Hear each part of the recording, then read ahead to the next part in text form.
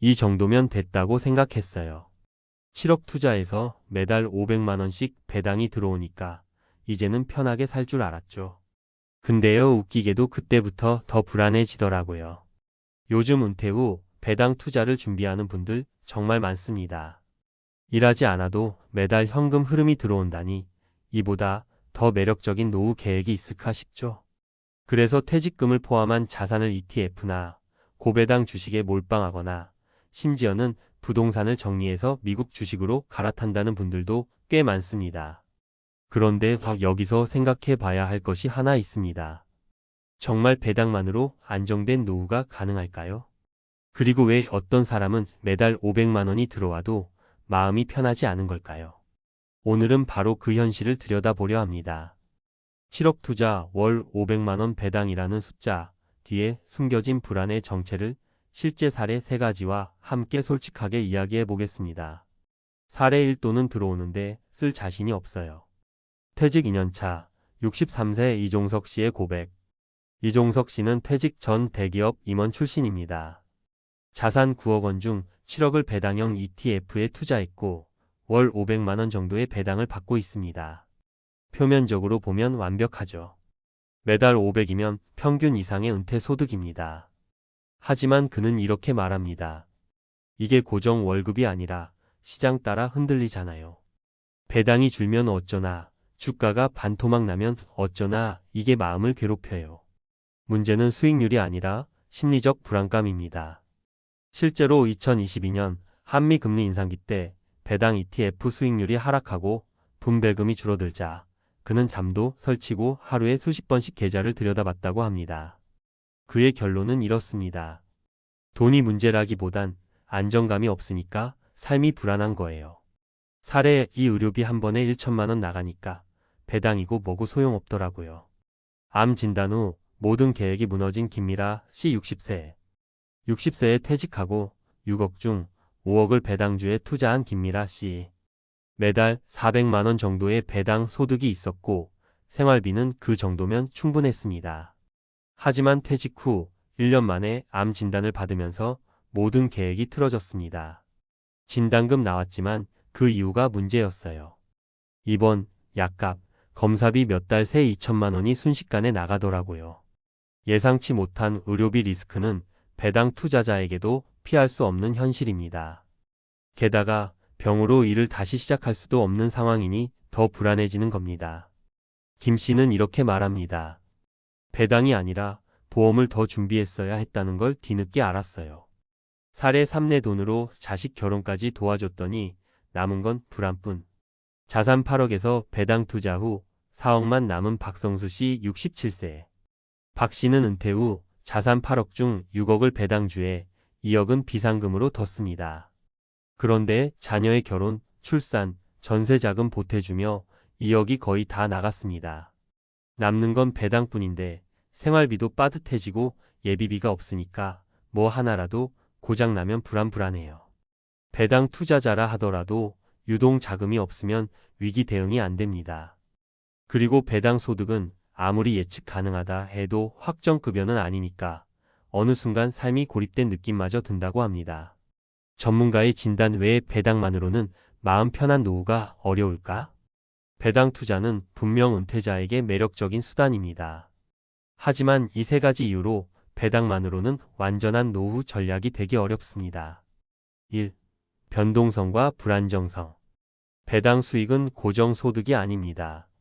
시장 상황, 기업 실적, 환율, 정책 변화에 따라 배당금은 줄어들 수 있고 심지어 없을 수도 있습니다. 특히 ETF나 개별 주식에 올인할 경우 분산이 안 되어 리스크가 커집니다. 2. 예측 불가한 인생 변수. 의료비, 자녀 지원, 갑작스러운 사고 등 인생의 큰 변수는 배당 수익만으로 감당이 어렵습니다. 비상금, 보험, 공적연금과의 균형적 설계가 반드시 필요합니다. 3. 심리적 불안과 외로움. 매달 일정 소득이 들어와도 일상이 단절되거나 사회적 관계가 줄어들면 돈이 주는 안정감은 생각보다 크지 않습니다. 오히려 계좌에 갇힌 삶이 되어 더 불안해질 수 있습니다. 결론, 배당은 전략의 한 부분일 뿐 전체가 아니다. 7억을 투자해 매달 500만 원이 들어온다는 건 분명 부러운 이야기입니다. 하지만 그 안을 들여다보면 누구나 흔들리는 삶의 변수 앞에서 완전한 안정을 느끼지 못한다는 점을 알 수 있습니다. 그래서 진짜 은퇴 준비는 이렇게 정리할 수 있습니다. 배당은 소득의 일부로 활용하되 전부를 맡기지 말 것. 공적연금, 보험, 비상자금과의 조합으로 심리적 안정도 고려할 것. 소득뿐 아니라 삶의 연결고리도 함께 설계할 것.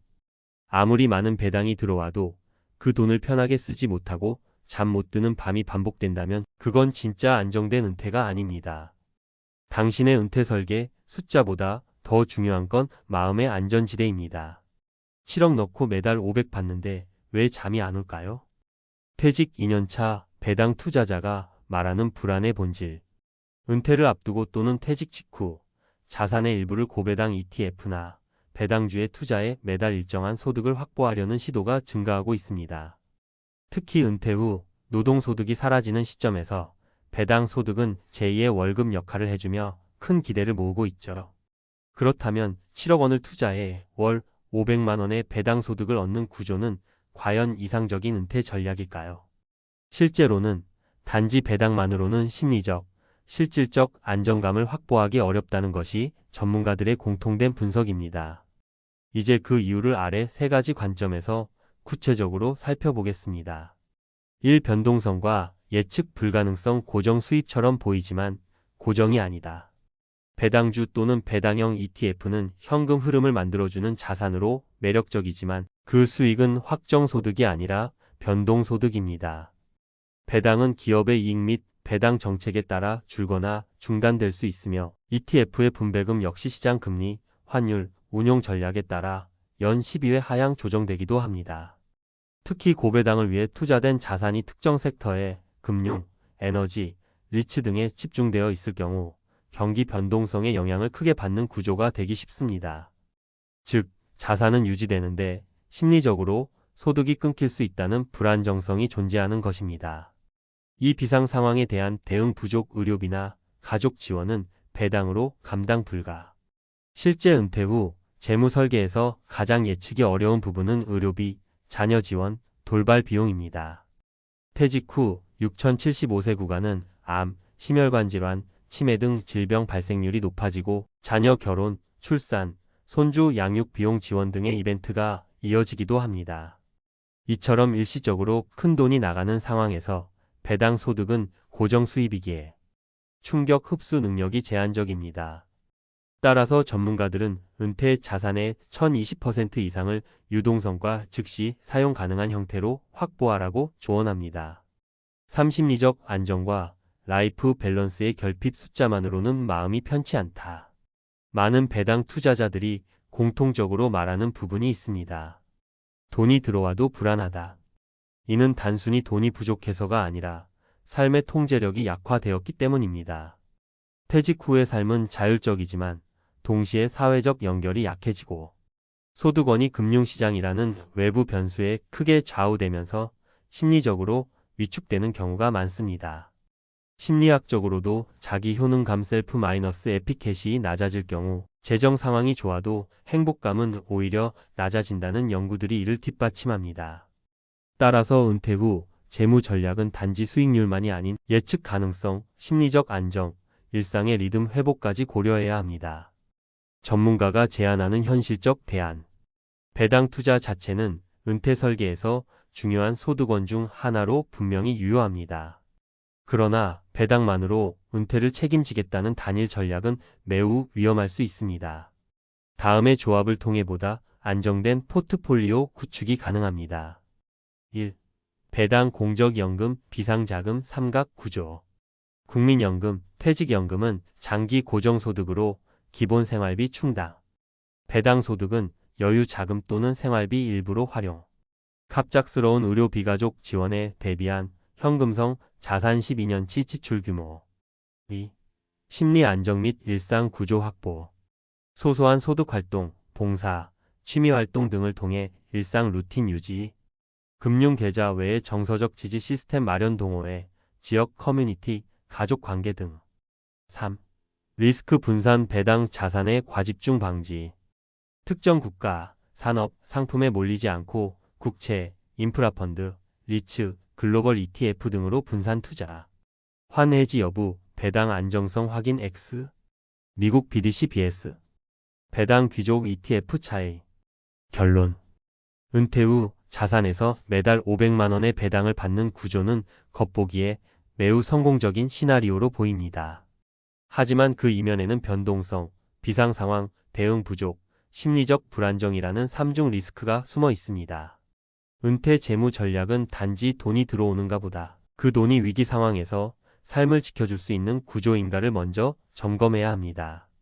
7억으로 월 500만 원은 시작일 뿐입니다. 진짜 은퇴 설계는 불확실성을 어떻게 다룰 것인가에 달려 있습니다.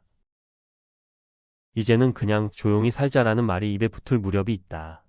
바로 50대 중반, 55세쯤이다. 몸은 예전 같지 않고 회사에선 젊은 피가 치고 올라오고 퇴직 이야기가 슬슬 들려오기 시작한다. 괜찮다고 스스로를 다독이지만 마음 한켠은 늘 불안하다. 지금 내가 뭔가를 바꾸지 않으면.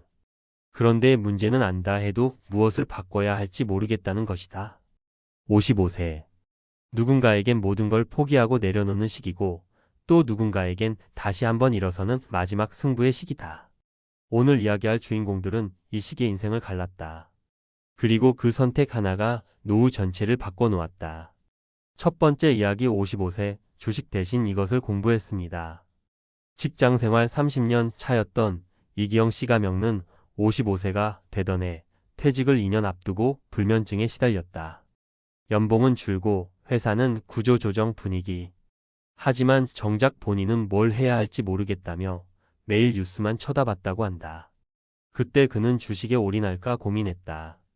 3억 원 정도 퇴직금이 예상됐고 유튜브에선 은퇴자 주식 투자법 같은 영상이 쏟아져 나왔다. 하지만 우연히 들은 한 강연에서 은퇴자는 수익보다 현금 흐름을 확보해야 한다는 말을 듣고 방향을 틀었다. 기영 씨는 주식 대신 월세형 부동산 공부에 뛰어들었다. 하루 3시간씩 책 보고 현장도 다니고 월급 일부로 작은 빌라를 매입해 소형 임대 수익을 올리기 시작했다. 지금 그는 은퇴 후에도 매달 8만 100만 원의 임대 수익이 들어온다. 그는 말한다.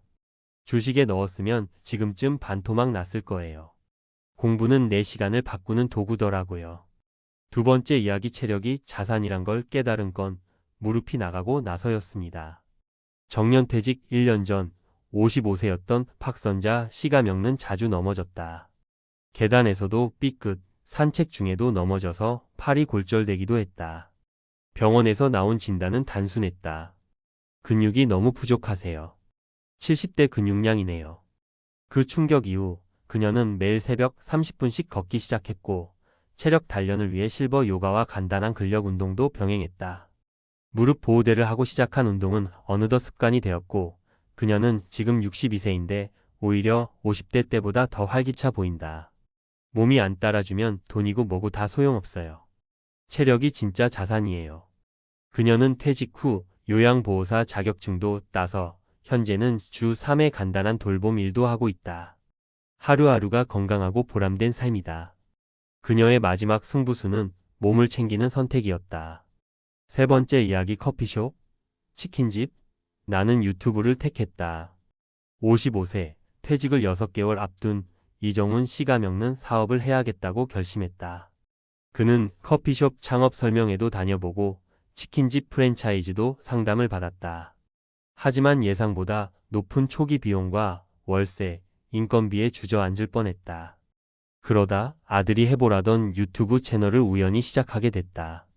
처음엔 시골살이 일상을 찍었고 나중엔 퇴직자 전용 텃밭 운영법, 간단한 자급자족 노하우, 전원주택 관리 팁 등을 올리기 시작했다. 처음 3개월은 조회수가 50도 안 됐다.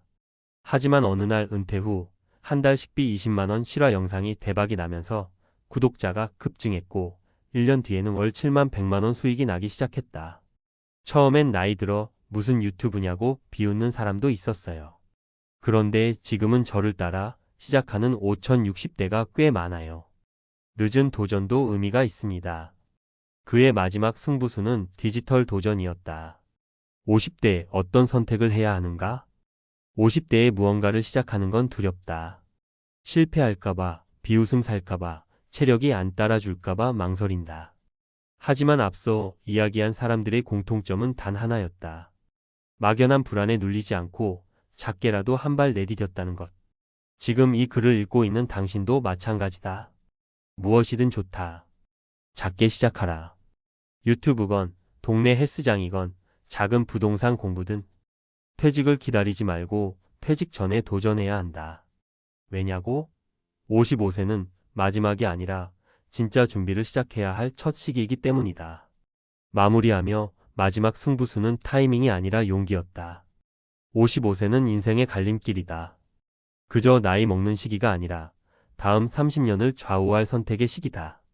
늦었다고 생각하는 그 순간이 사실 가장 빠른 시작일 수 있다. 이제는 질문을 바꾸자.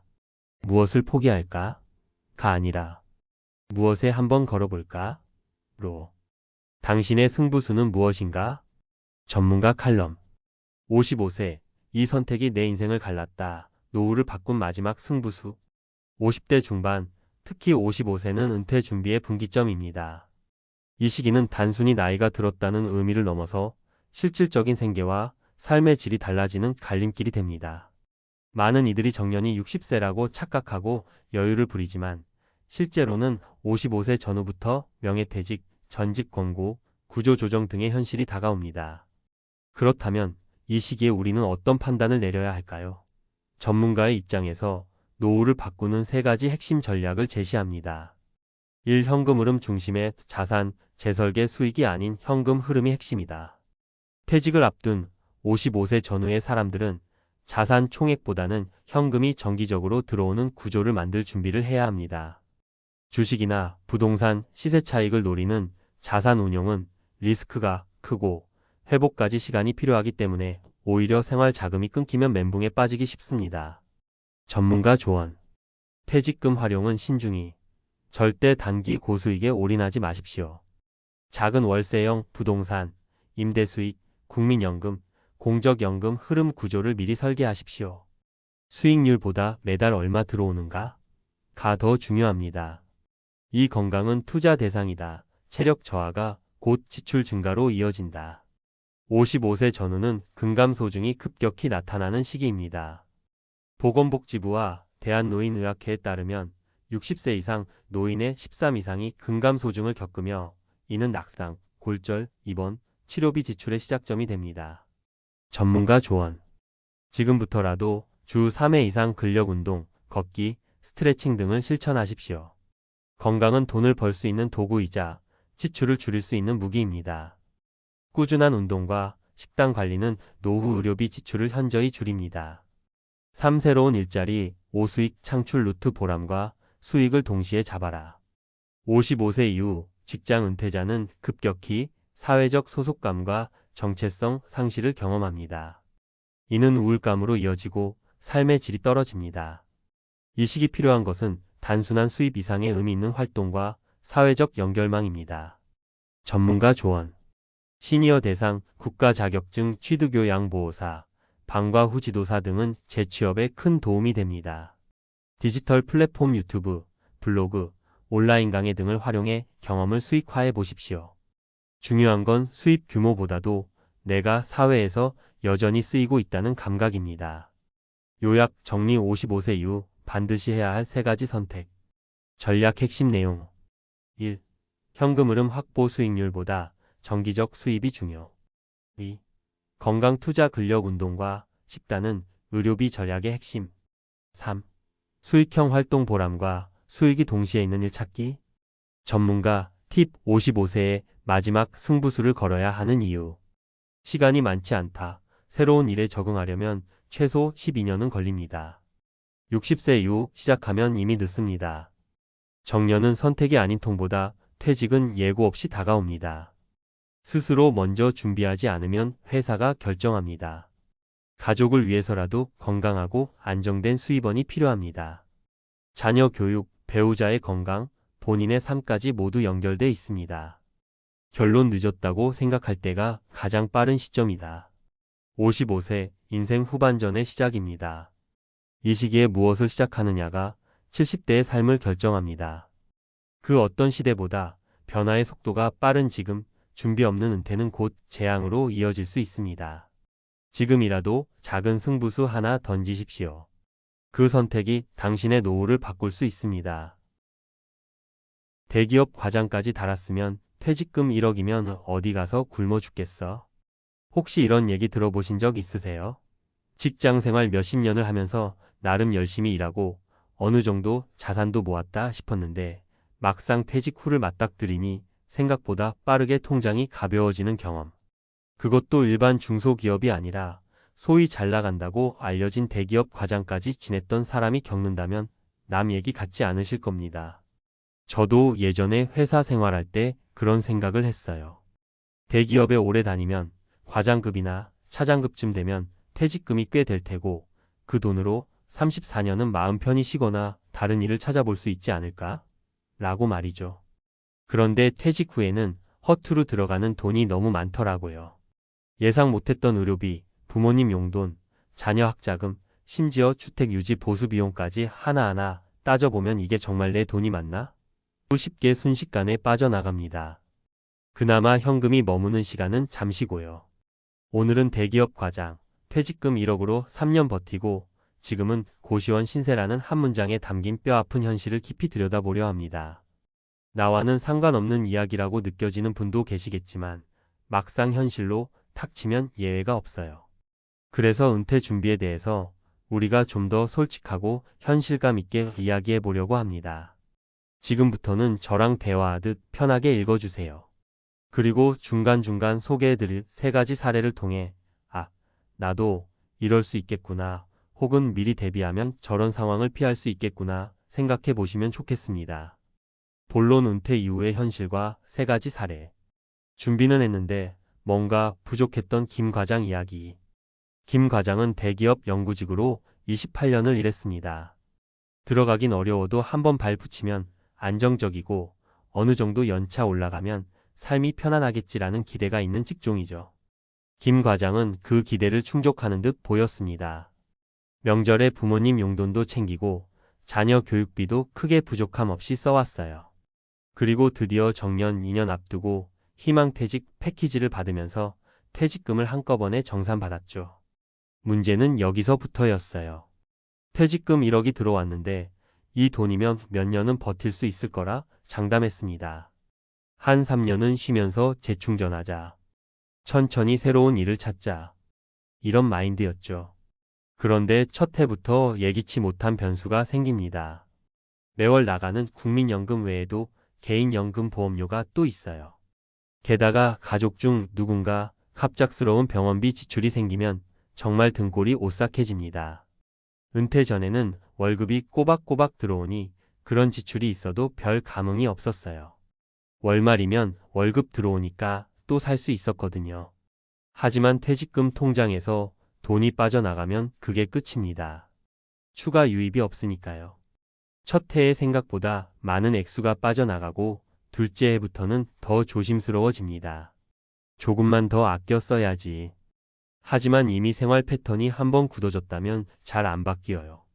결국 3년이 훌쩍 지나면서 그 많던 1억이 거의 바닥나 버렸다는 겁니다. 게다가 재취업도 쉽지 않으니 부득이하게 월세 30만 원짜리 방을 찾다 보니 고시원이나 다세대주택 지하방까지 고민해야 하는 상황이 된 거죠. 김 과장의 문제가 뭘까요? 은퇴 후 일자리를 명확히 구해놓지도 않았고 자녀 지원이나 부모님 병원비, 각종 건강보험료 상승 같은 예상 밖 변수를 전혀 고려하지 않았다는 점입니다. 은퇴 후 빨리 사업해야지 무리한 투자로 날린 최 부장 이야기.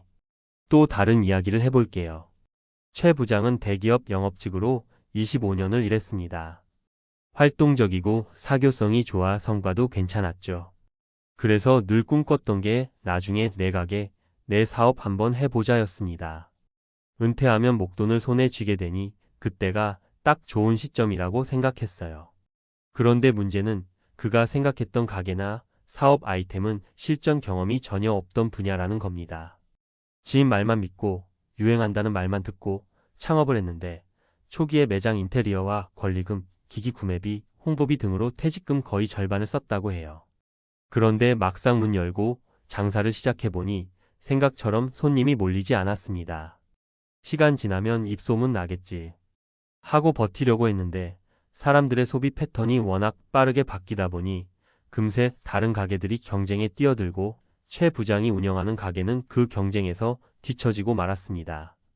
더 큰 문제는 적자에도 불구하고 월급처럼 매달 일정 금액을 꺼내 쓰다 보니 가게 운영비와 본인 생활비가 엉켜버려서 순식간에 자본금이 말라버린 거예요. 결국 1년 반 만에 사업을 접고 남은 돈도 거의 전부 잃었다고 합니다. 최 부장의 사례에서 우리가 주목해야 하는 건 은퇴 후 자영업이나 창업을 무작정 시작하기 전에 충분한 경험이나 시장 조사를 했는가입니다. 단순히 내가 영업은 잘하니까 장사도 잘할 거야 라고 생각했다가 큰 코 다친 거죠. 은퇴 뒤 못 놓는 부모 역할, 결국 자녀 학자금 부담에 허덕이는 이 차장 이야기. 마지막으로 이 차장 이야기를 해볼게요. 이 차장은 비교적 회사 생활을 오래 했는데 자녀를 늦게 둔 케이스라 자녀가 대학에 들어갈 때쯤 본인은 정년이 다가왔습니다. 흔히 말하는 늦둥이 부모님들, 귀하고 귀하다 보니 지원을 아낌없이 해주고 싶잖아요. 근데 정작 자기 자신이 그걸 감당할 만한 준비가 되어 있는지 체크를 못했어요. 대학 등록금, 유학준비, 심지어 자녀 유학 생활비까지 한 달에 몇백만 원씩 지출되는 상황이 계속됐습니다. 보통은 현역으로 직장에 다닐 때야 월급이 나오니 카드값 돌려막기도 가능하지만 퇴직금과 조금씩 모아둔 예금으로 메우기 시작하면 금세 바닥납니다. 나중에는 자식이니까 어쩔 수 없지 하면서 신용대출까지 건드리게 되고 이자, 부담이 쌓이다 보니 퇴직 후 얼마 안 돼서 또 다른 직업을 찾거나 알바라도 해야만 하는 상황이 돼요. 정작 본인의 노후 대비는 뒷전이 되는 거죠. 그러다 보니 안정적인 거처도 포기하고 고시원이나 작은 원룸으로 옮겨가는 경우도 흔합니다. 이 차장의 사례에서 우리가 배울 점은 부모 역할과 은퇴 후 삶의 균형입니다. 자녀에게 무조건 퍼주다가 정작 자기 자신은 은퇴 후 생활을 돌볼 수 없는 상태가 된 거죠. 한국 사회에서 자녀 교육이 중요한 건 맞지만 본인 노후 자금을 먼저 지키는 것도 중요하다는 메시지를 다시 한번 생각해 봐야 합니다. 마무리 은퇴 준비의 핵심과 제안. 위에 말씀드린 세 가지 사례는 모두 조금씩 다르지만 공통점은 하나입니다. 나름의 계획은 있었지만 예상치 못한 현실의 파고에 속절없이 무너졌다.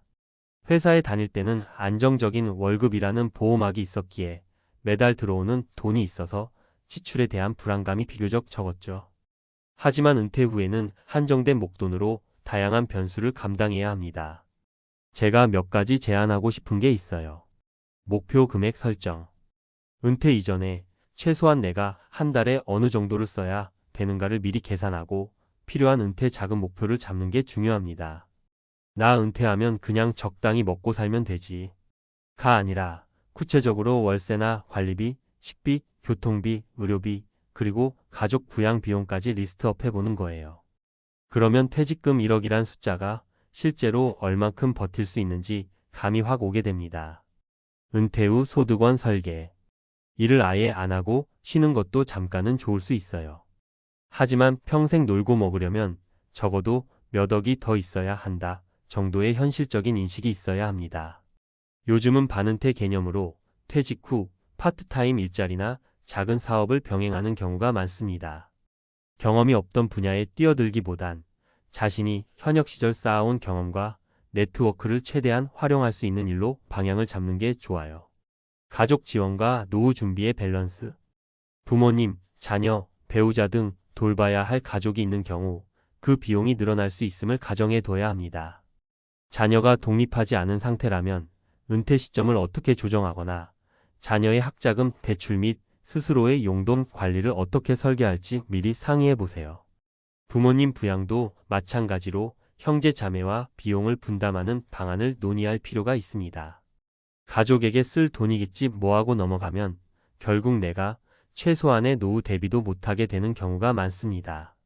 정작 내가 더 이상 돈을 못 벌면 그 부담이 또 가족들에게 전가될 수 있으니까요.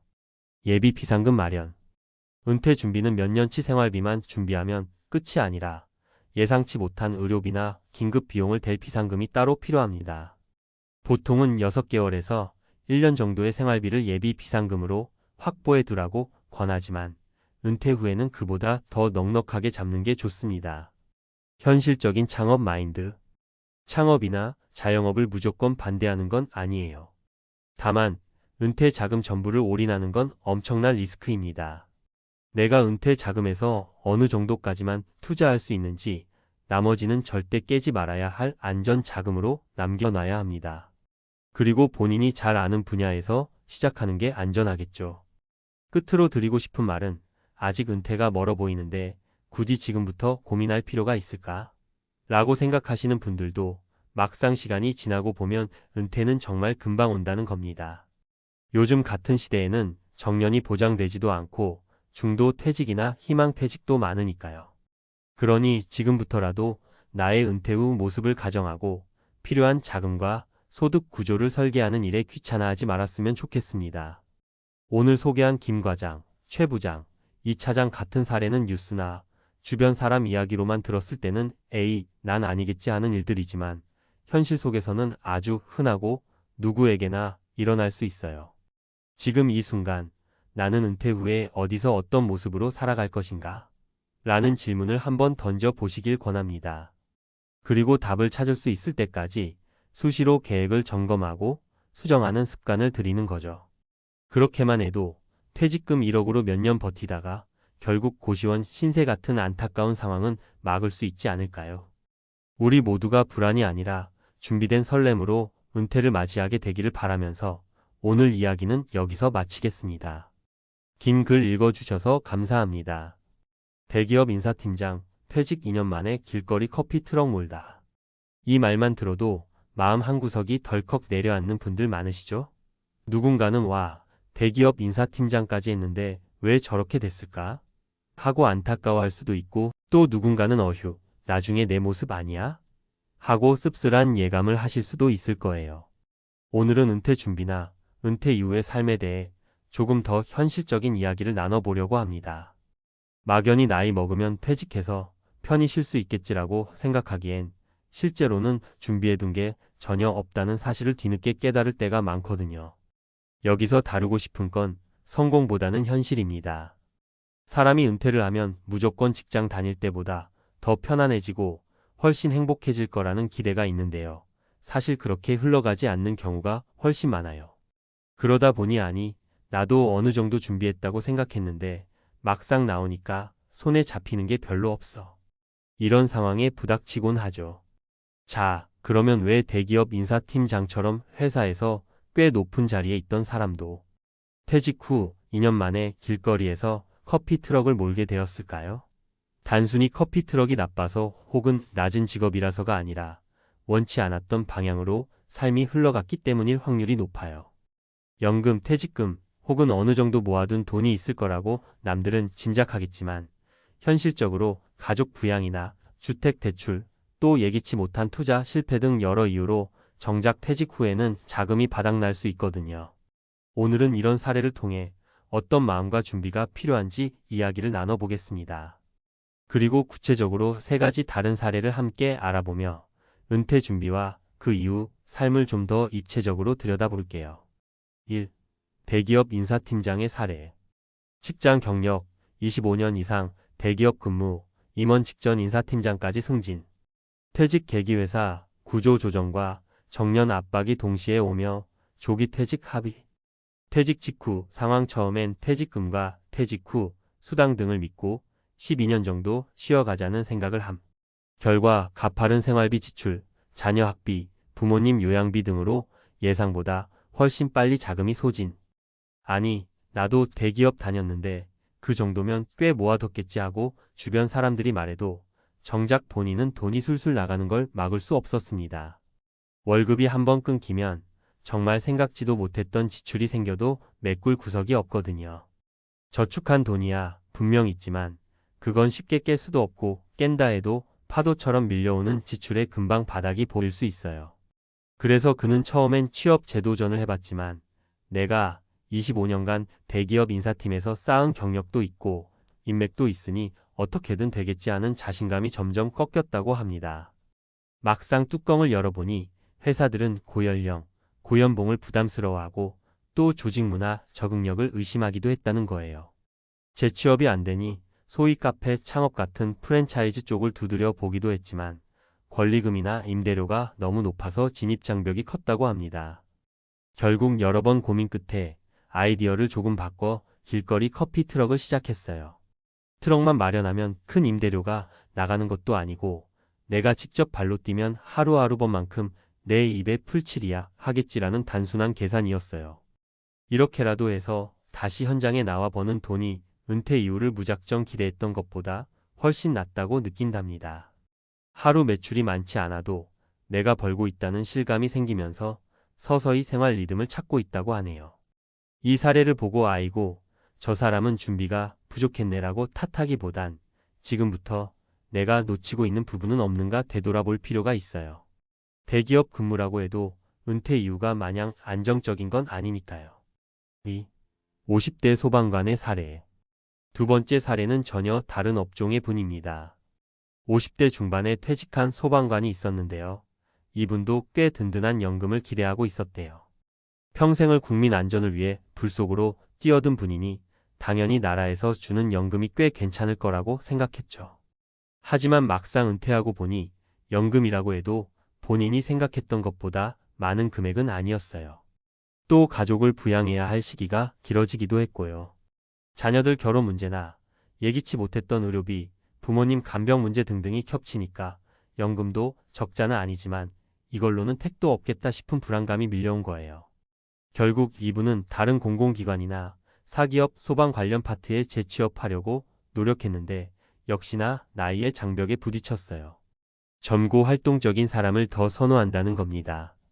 그러니 결국 차선책으로 어떤 택배 대리점에서 배송 업무를 시작했습니다. 사람들은 소방관 출신이 택배를 배달한다고? 하고 의아해했지만 이분은 나이 들어서 가장 쉽게 구할 수 있는 일이고 어느 정도 노동력이 필요하긴 해도 내가 컨디션만 받쳐주면 괜찮지 않겠나라고 긍정적으로 접근했죠. 그렇게 몇 달을 버티다 보니 체력은 조금 힘들어도 일하면서 얻는 활력도 있고 생활비가 조금이라도 더 확보되니 마음의 여유가 생기더랍니다. 소방관으로서 겪었던 긴장감보다는 덜하지만 매일 바쁘게 움직이다 보니 몸이 더 건강해지는 느낌도 있고요. 이 사례에서 배울 점은 연금이 있더라도 그게 전부가 아니라는 거예요. 기대만큼 연금이 안 나온다거나 생각보다 지출이 너무 많을 수도 있습니다. 혹은 생각보다 일찍 은퇴해야 할 상황이 닥칠 수도 있고요. 그러니 나중에가 아닌 지금부터 대책을 차근차근 마련해야 한다는 게 포인트예요. 3. 학원 원장의 사례. 세 번째 예시는 조금 다른 스타일의 사례를 들어볼게요. 60대 초반까지 학원 원장을 하던 분입니다. 평생 교육업계에 몸담았고 도시 중심가에 있는 학원을 직접 운영했죠. 경제적으로 어느 정도 성공을 이루었다고 주변에서는 부러워했어요. 문제는 온라인 교육이 급격히 늘면서 오프라인 학원으로 학생이 점점 안 오게 된 거예요. 특히 코로나 시기를 거치며 학원 운영이 큰 타격을 입었고 건물 임대료와 운영비는 계속 나가니 적자가 누적됐다고 하더군요. 그러던 와중에 본인이 건강상의 문제로 입원을 하게 되면서 학원을 아예 정리해야겠다는 결정을 내렸어요. 학원을 정리하고 나니 손에 남은 돈이 생각보다 많지 않았답니다. 그나마 있는 돈으로는 당장 생활비와 병원비를 해결해야 하니까요. 결국 아들이 권유한 도시락 가게를 한번 시작해 보기로 했어요.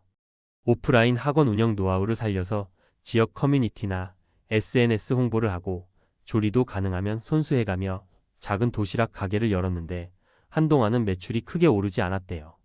그래도 배달 주문을 늘리고 지역 봉사나 소셜 모임을 적극적으로 활용하면서 입소문이 조금씩 났다는 겁니다. 이 학원 원장님 이야기를 통해 볼 수 있는 건 한 업종에서만 성공했다고 해서 은퇴 후에도 반드시 순탄하다는 보장은 없다는 것이에요.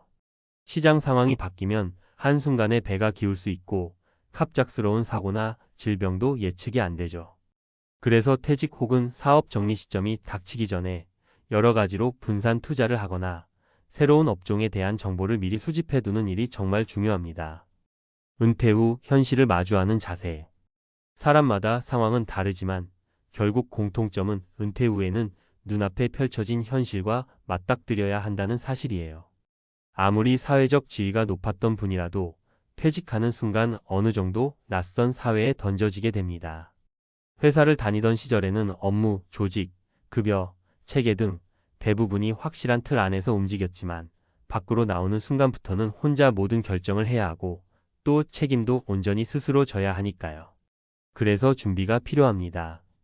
준비라고 해서 거창할 것 없이 재정계획, 퇴직금, 연금, 저축, 보험 등을 미리 점검하고 실제로 은퇴 후 내 손에 들어올 월별 금액이 얼마인지 구체적으로 계산하기.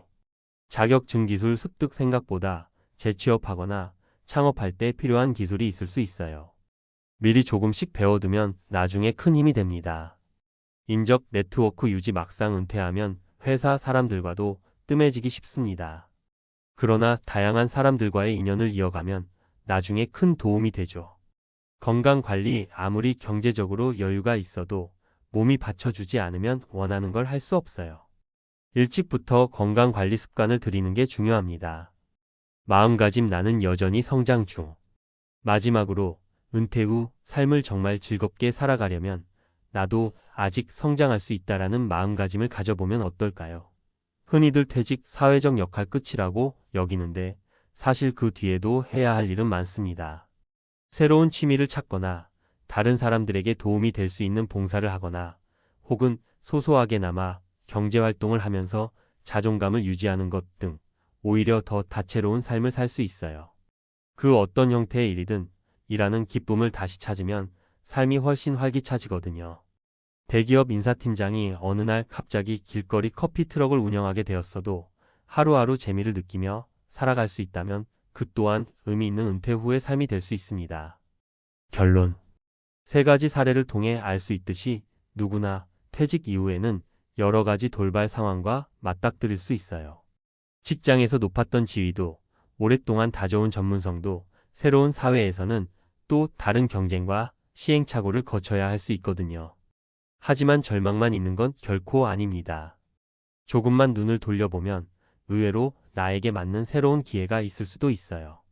길거리 커피 트럭, 택배 업무, 도시락 가게처럼 기존 경력과 전혀 달라 보이는 길도 막상 시작해보면 재미와 보람을 찾을 수 있습니다.